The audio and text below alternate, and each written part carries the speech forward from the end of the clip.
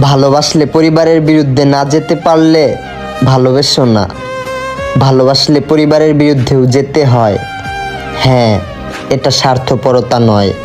যদি আপনার পরিবার নিজের সন্তানের সুখের থেকে নিজেদের মান সম্মানকে বেশি মূল্যবান ভাবে, তাহলে দুঃখিত, আপনার পরিবারই উল্টো স্বার্থপর। নিজের জন্য বাঁচতে শিখুন, অন্যকে খুশি করার জন্য নয়। নাইলে আজ থেকে 60 বছর পর একা একটা রুমে ভাববেন, নিজের জন্য আর বাঁচলাম কই।